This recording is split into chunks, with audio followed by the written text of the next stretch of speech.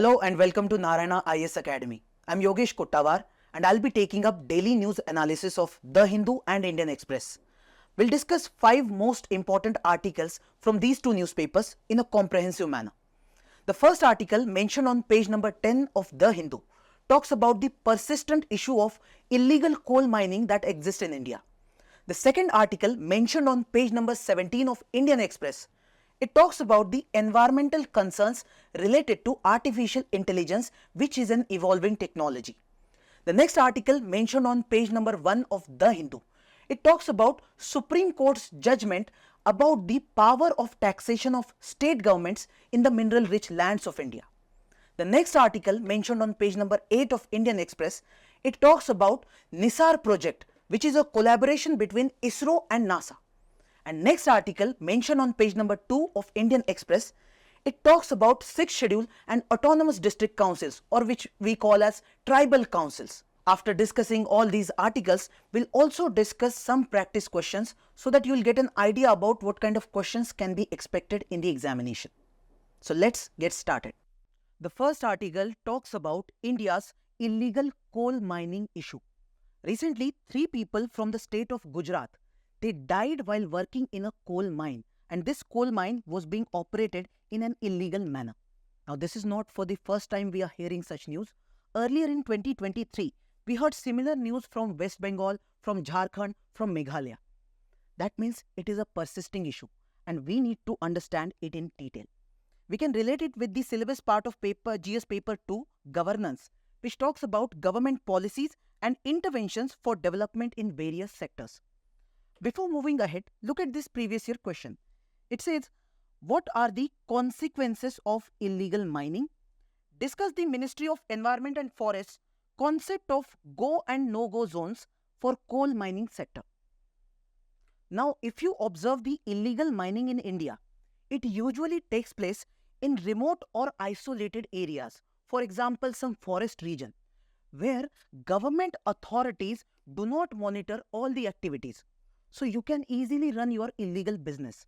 Now, Government of India in 1970s decided that we will put some restrictions on people. We will ensure that only legal activities take place. So, government actually nationalized the entire coal sector. So, they brought this Coal Mines Nationalization Act 1973. But even after nationalization, this illegal coal mining issue continued. Now, when we ask central government about this issue, they say that the responsibility lies on the state government and not the central government. Why?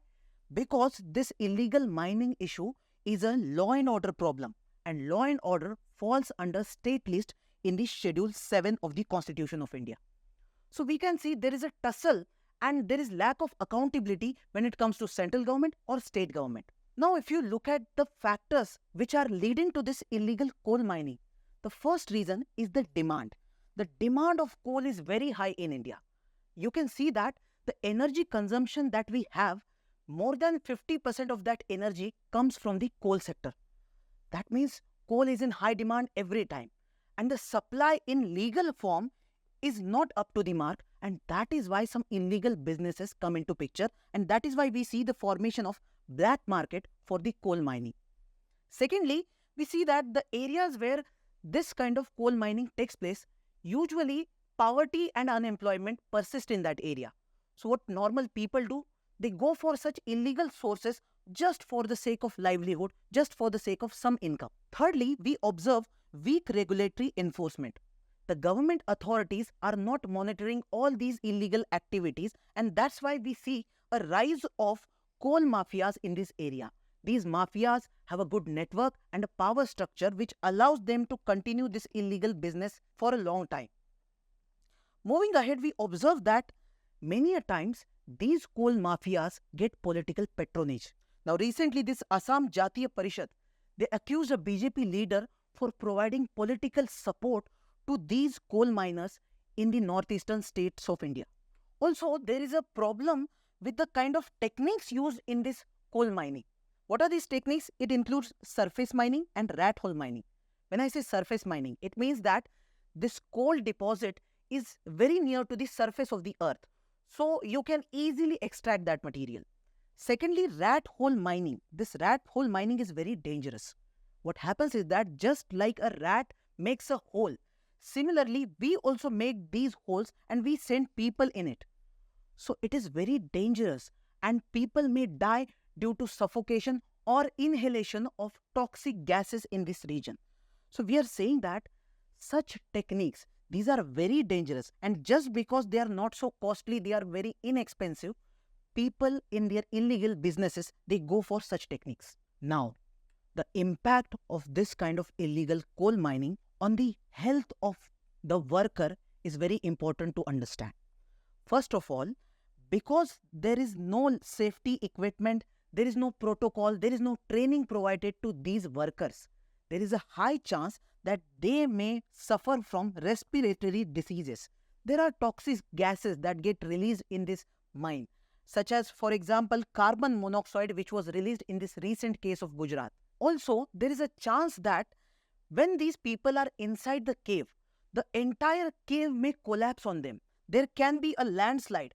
Also, because of sudden burst of gases, there can be some kind of explosion leading to the death of these workers.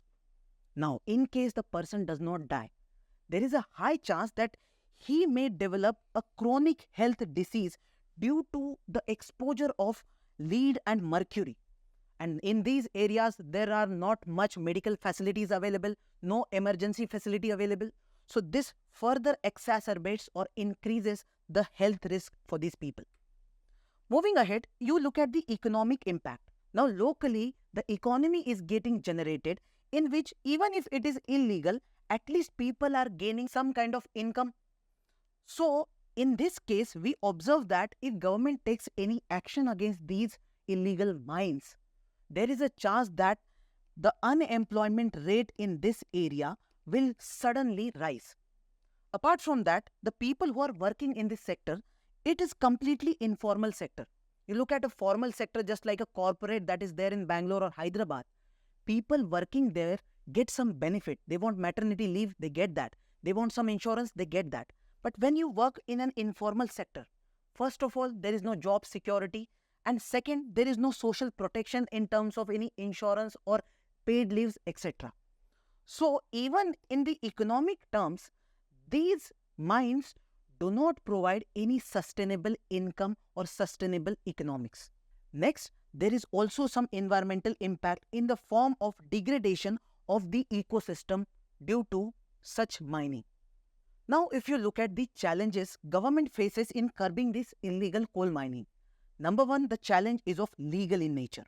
The legal framework that exists in India is very complex. Some responsibility is given to central government, some responsibility is given to state government, and there are some bureaucratic hurdles. That's why we observe the governance is not that effective as such. Then people are dependent on these coal mines for their basic income. So if government takes any action against these illegal coal mines, the people of that region will protest against the government action. Then there is a responsibility factor. As I mentioned that state government blames central government, saying that this comes under the union list. And central government then blames state government, saying it is a law and order issue. So we say there is lack of accountability when it comes to illegal coal mining. Then the monitoring of this region done by the government is not as per the mark.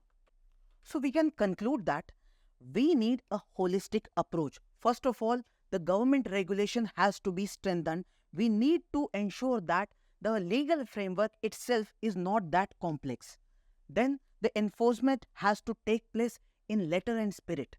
Then you need to provide some alternative livelihood opportunities to the local people.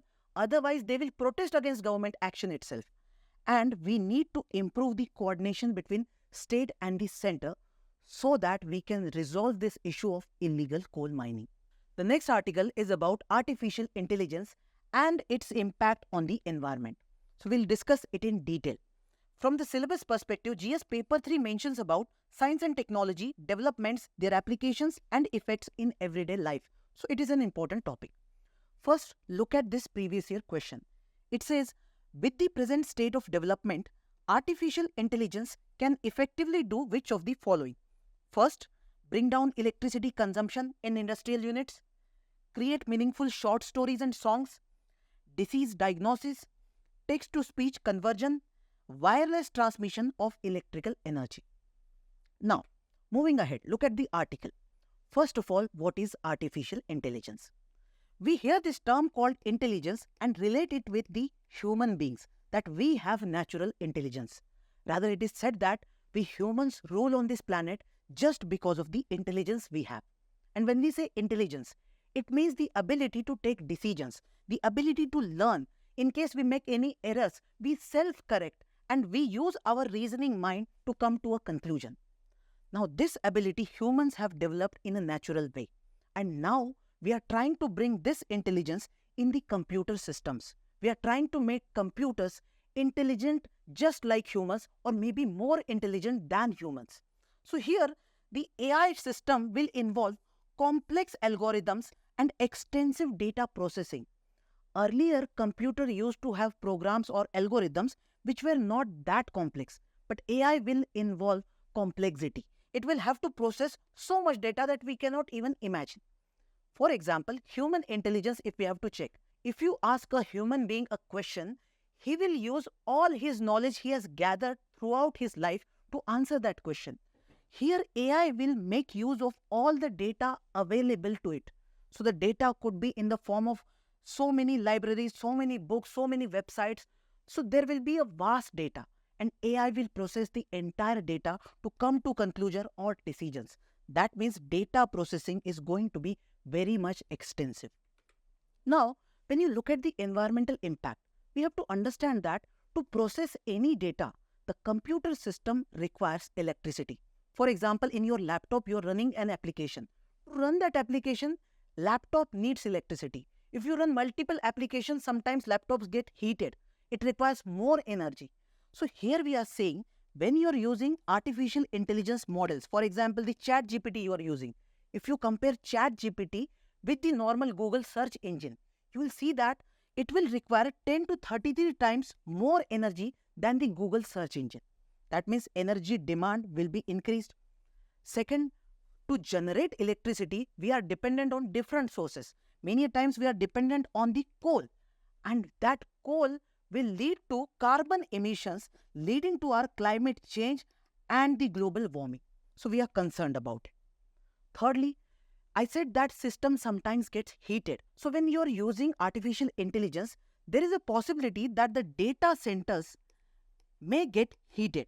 When I say data center, what is it? If you upload any image on your Facebook or Instagram, it is stored somewhere. That storage unit is called as data center. So they have large sets of memories where they save all your data, and it can be processed anytime. So in these data centers, because it can heat up, we use some cooling system. For cooling, sometimes you require big ACs. Sometimes you make use of water, because water is considered as a good coolant. So we are saying that the demand for AC will increase, and AC will also require electricity. Again, electricity consumption will be more. And when you are using water for this purpose, then you are actually creating a problem for yourself, that the water for your own consumption will be available in less quantity. Moving ahead, if we put the environmental concerns aside, there are some other concerns related to AI. One is its ethical concern. How?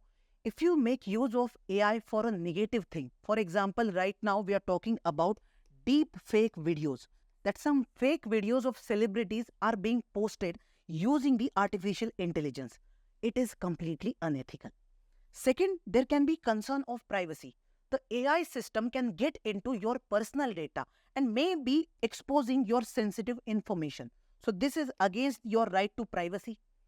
Third, the AI system can develop some biases towards some people. For example, if the data that is being provided to the artificial intelligence system is only provided by white people, and because white people already have some stereotypes, some biases towards black people, even this AI system may also develop similar kind of biases. So the computer system will discriminate also. Moving ahead, there is a question of accountability. In case your AI system does something wrong, harms any individual, in that case, who is responsible? Who is going to take the final responsibility? That is a question. Also, there are concerns related to job.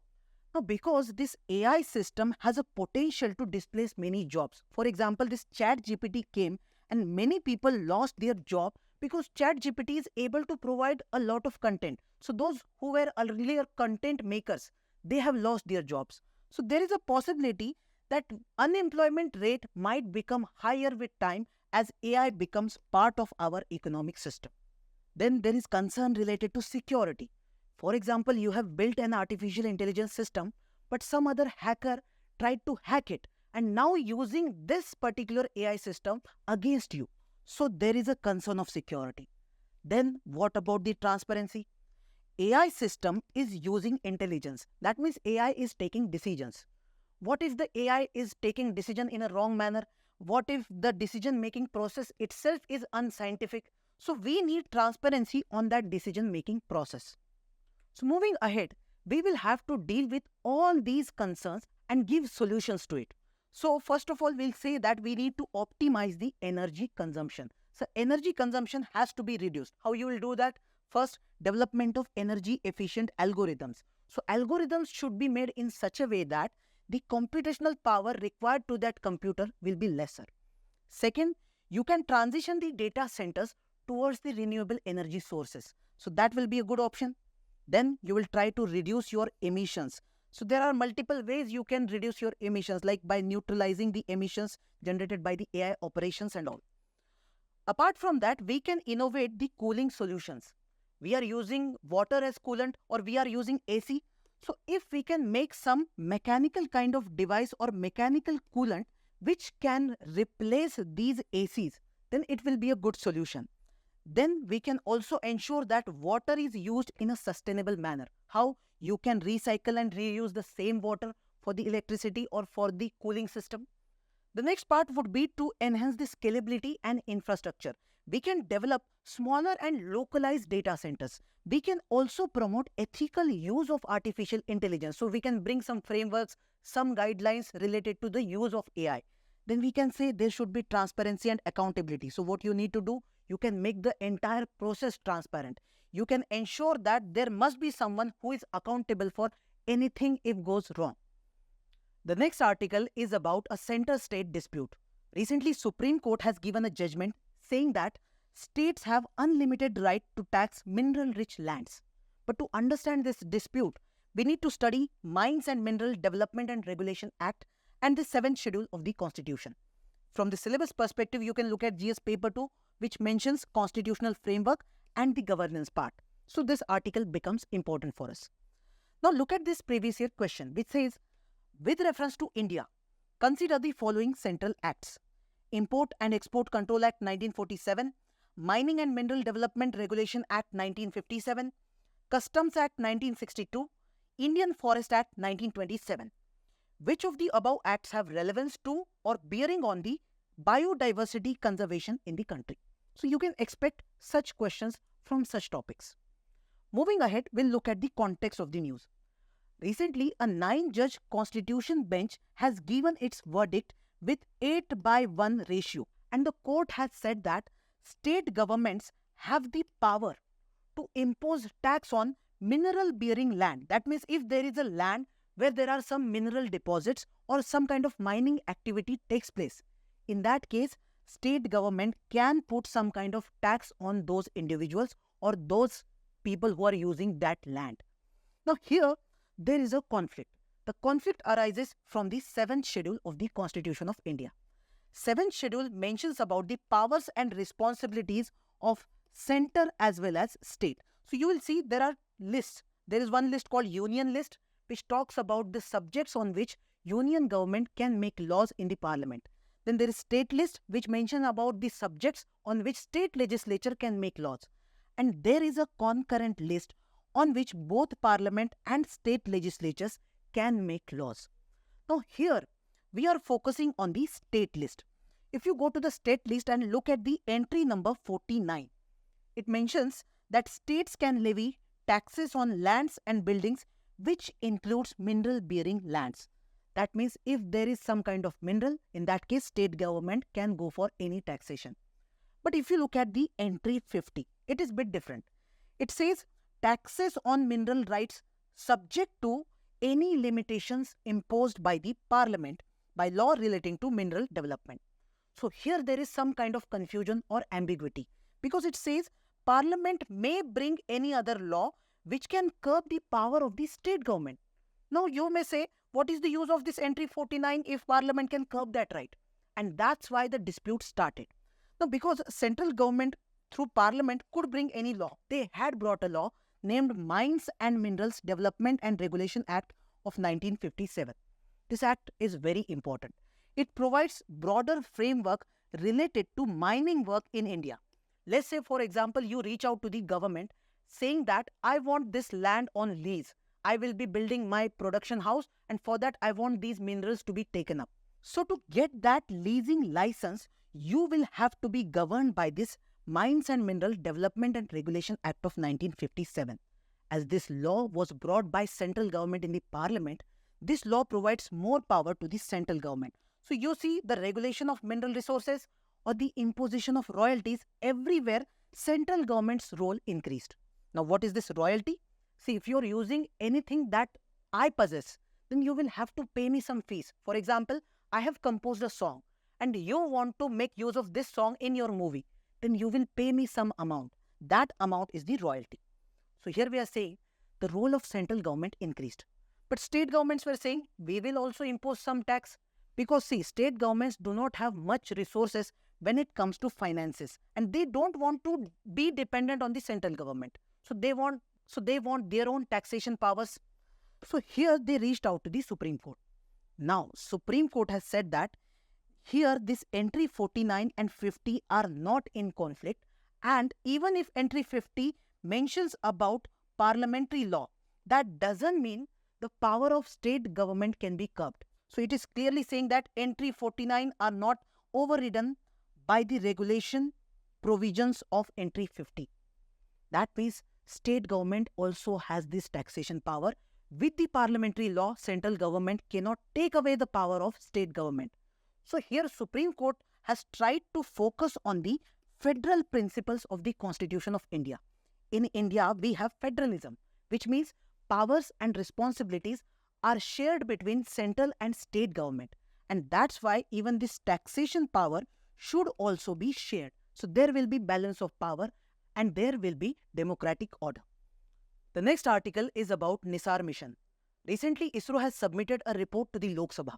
The report mentions about the list of missions ISRO is going to launch in the year 2024.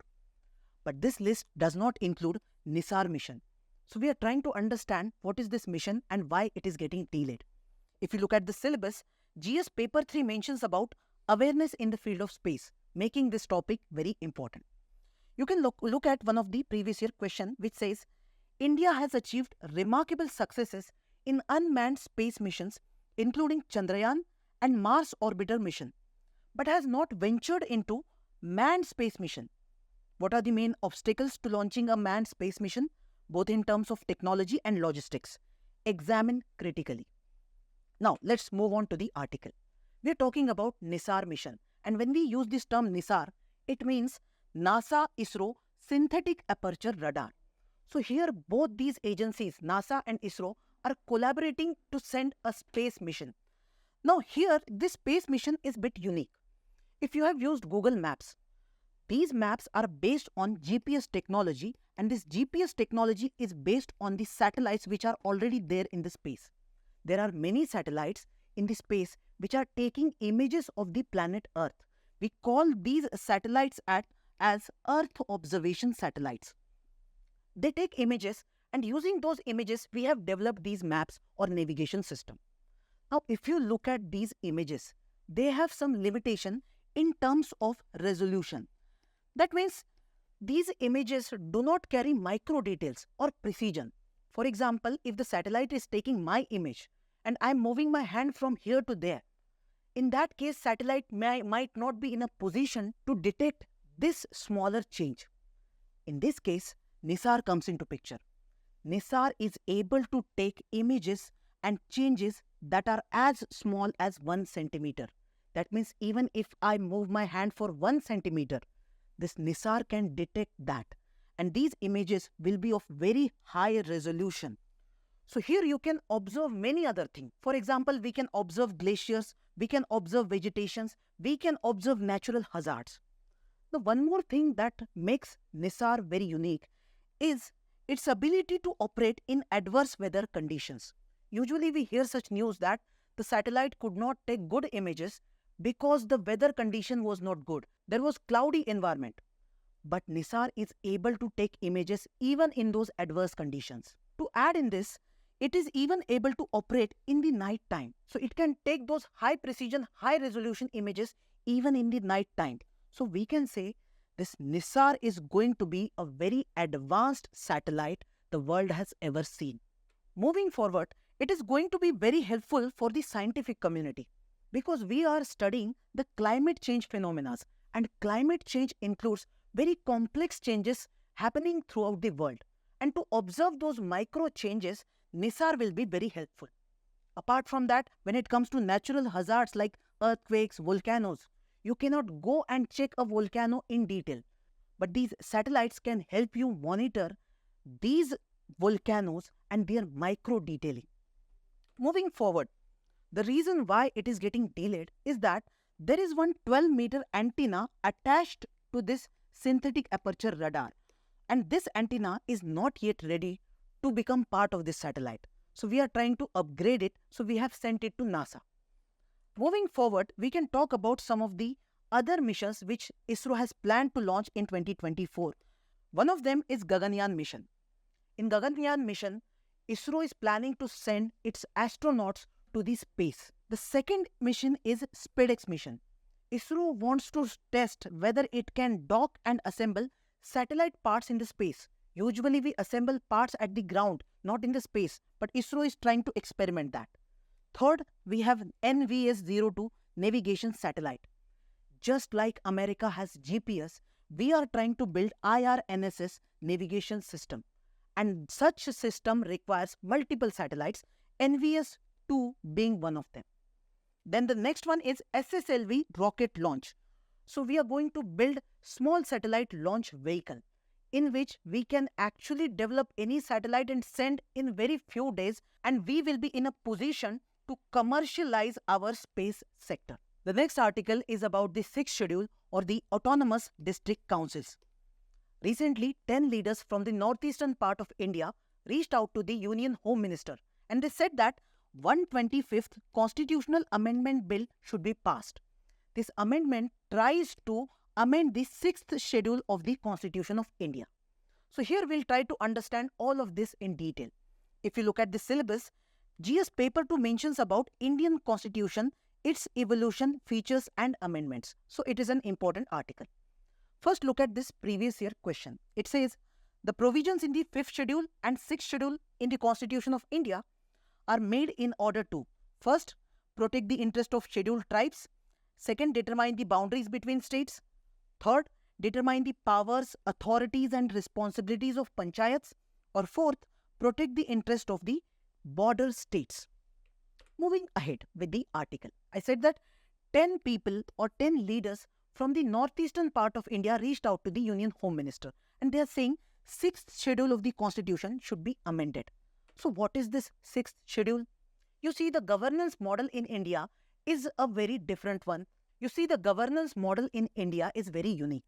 You look at India, there are some areas in India where tribal population is very much concentrated. For example, if you look at the northeastern part of India, there are some regions where tribal population is more in number. And these tribal populations say that we do not want to be governed by the laws made by parliament or state legislature. Rather, we want to be governed by our own laws. And why? Because these tribal people have different lifestyle. Their culture was always different from the mainstream culture of India. So that's why we are trying to bring a democratic order in which these tribal people feel that they are also included in the constitutional mechanism. So here we introduced 6th schedule to the Constitution. This schedule mentions 10 tribal areas of Assam, Meghalaya, Tripura and Mizoram. Now what exactly happens? We actually make a parallel government at the district level. You see, at national level we have parliament to make laws, then there is executive, then there is judiciary in the form of Supreme Court. At state level also we have such mechanisms. But at the district level, we do not have any such direct mechanism. But through 6th schedule, we introduced those autonomous district councils. These district councils are completely autonomous. They can make their own laws, they can execute them and adjudicate them. Here we see that these autonomous district council will have total 30 members. 4 will be nominated by the governor and 26 remaining will be elected on the basis of adult franchisee. Adult franchisee means if you are 18 plus, you will be voting for those elections. And those individuals' tenure will be for 5 years. Now, moving ahead, what exactly these autonomous district councils can do? So they have power to formulate regulations on land, inheritance of property, marriage, divorce, constitution of village courts. That means they can even build courts and run the cases. Then they can manage forests except the reserve forest. Then they can establish, construct or manage primary schools, dispensaries, market, ferries, fisheries, roads. Then they can regulate the control of money lending and trading by the non-tribals after the assent of the governor. So these are the powers given only to the administrative or the autonomous district councils under the 6th schedule. No other part of the country will have such powers at the local level. Now let's start with the practice questions. Question number 1 says, with reference to 6th schedule of the Indian Constitution, consider the following statements. Number 1, the tribal areas in Assam, Meghalaya, Tripura, Mizoram fall outside the executive authority of their respective state governments. We never said this in the article. Rather, we said they will have more autonomy or more power. So this statement is wrong. Second, the members of ADCs have tenure of 8 years. No, this is absolutely wrong. And third, the power to dissolve an autonomous district council is vested with the President of India. We never heard about this. So all these statements are wrong. So answer is D, none. Next question. It says, consider the following statements about NISAR space mission. NISAR is a collaborative mission between GLONASS and ISRO. No, GLONASS. It is actually NASA and ISRO. So this statement becomes wrong altogether. Second, the NISAR mission will contribute to understanding climate change, natural hazards and processes such as glacier retreat, vegetation changes. It is absolutely correct. So statement 2 is correct. Only 2 is the answer, B. Third question. Entry 49 of the state list in the 7th schedule of the Indian Constitution deals with number 1, regulation of mines and mineral development. Second, tax on lands and buildings including mineral bearing lands, taxes on income and profits, regulation of interstate trade and commerce. So we have discussed about it. B is the right answer for this. Next, which of the following statements about artificial intelligence and its environmental impacts is or are correct? First, AI technologies require complex algorithms and extensive data processing, which are typically executed in energy-intensive data centers. That is absolutely correct. We said that it requires more energy. Second, a single AI query consumes significantly less energy than a traditional search engine query. I talked about Google query. I said that for ChatGPT query, more energy is required. And they are saying less. So this means this statement is wrong. Third, the rise in energy consumption due to AI models directly translates into higher carbon emissions, with many data centers relying on non-renewable energy sources. This is absolutely correct. Fourth, data centers serving AI models have a minimal impact on local water resources. We said this is wrong. Actually, it requires water as coolant. So actually, water resources are required. So only first and the third statement is correct. So answer is A. Next question. Autonomous district councils have the power to make laws on which of the following subjects? Number 1, land and inheritance of property. Yes, that is correct. Management of reserve forest? No, management of forest and not the reserve forest per se. So second is wrong. Third, establishment of primary schools and dispensaries. That is right. And control of money lending by non-tribals. That is also correct. So the answer is 1, 3, 4. That is B. Now let's look at one of the mains practice question. The question says, discuss the socio-economic and environmental implications of illegal coal mining in India. So there are two keywords, socio-economic and the environmental. So we will discuss both in a separate way. So here first in the introduction, mention about illegal coal mining as a persistent problem existing in India. You can also give examples of West Bengal, Gujarat, etc. Then in the body part, first talk about socio-economic implications. So you can talk about the health hazards or the exploitation of workers that takes place. You can also talk about the economic consequences due to the loss of livelihood, or you can mention about that black market that is getting developed over here. Then focus on the environmental part also in a separate way. So environmental degradation that takes place due to these mining activities you can mention. Moving ahead, talk about the challenges government faces in curbing this illegal mining. So you can talk about central and state government, how they are blaming each other. You can talk about the enforcement challenges, then the political patronage that exists over there. All you can mention. And then for each challenge, mention at least one solution or measure. So when you mention each of the measure, you will have a complete solution and complete answer. That's it. I hope you liked the video. If you want more updates, please like, share, subscribe to the Narayana IAS Academy official YouTube channel. Thank you.